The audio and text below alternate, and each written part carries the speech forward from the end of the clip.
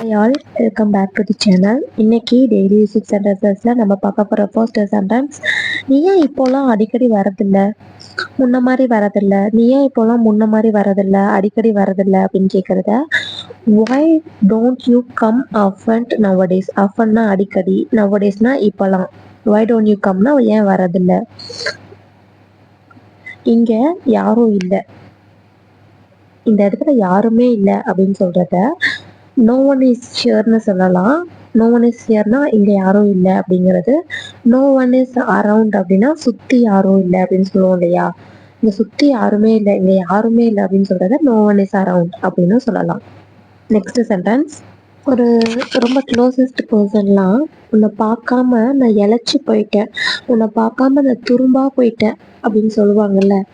உன்னை பார்க்காம இழைச்சி போயிட்டான், ஏங்கி போயிட்டான், துரும்பா போயிட்டான் அப்படிலாம் சொல்கிறத I became skinny without seeing you. I became skinnyனா எலும்பு தோலுமா இருக்கிறதா ஸ்கின்னின்னு சொல்லுவாங்க. இழைச்சி போயிட்டான்.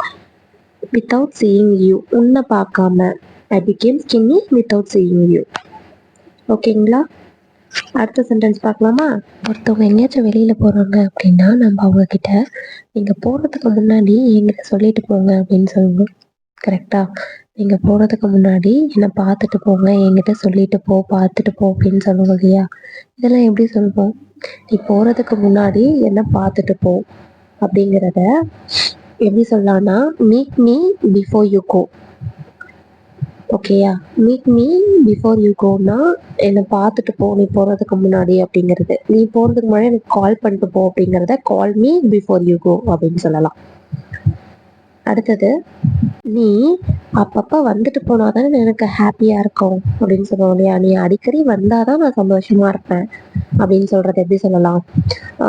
ஒருத்தவங்க நிறைய பேர் வந்து வெளியில் தங்கி ஒர்க் பண்ணுவாங்க. அவங்களாம் நீ அடிக்கடி வந்தால் தானே எனக்கு சந்தோஷமாக இருக்கும் அப்படின்னு பேரண்ட்ஸ்லாம் சொல்லுவாங்க இல்லையா. இதை எப்படி சொல்லலாம் அப்படின்னா, only if you come often.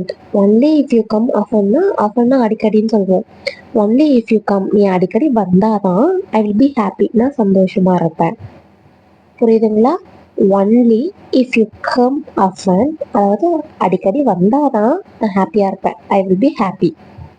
அவளை பார்க்கறதுக்கு அவன் வந்தான், அவளை பார்க்கறதுக்கு அவன் வந்தான் ஆனால் அவள் இல்லை அப்படின்னு சொல்லுவோம் இல்லையா.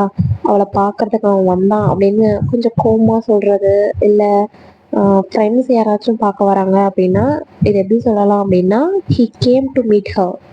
இதே அவனை பார்க்கறதுக்கு வந்தா அப்படிங்கிறத she came to meet him அப்படின்னு சொல்லலாம். நான் ஒன்றும் என்னை இப்படி இருக்க சொல்லலையே.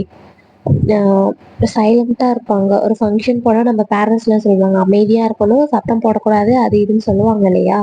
அப்போது நான் ஒன்றும் உன்னை இப்படி இருக்க சொல்லையேம்மா, கடைசியில் யாராச்சும் ஏன் உம்முன்னு இருக்குன்னு கேட்டால், இல்லை நான் ஒன்றும் உன்னை இப்படி இருக்க சொல்லையேன்னு நம்மளுக்கே ரிவெஞ்ச் கொடுப்பாங்க. அதை எப்படி சொல்லலாம் அப்படின்னா, I never ask you to be like that அப்படின்னு சொல்லலாம்.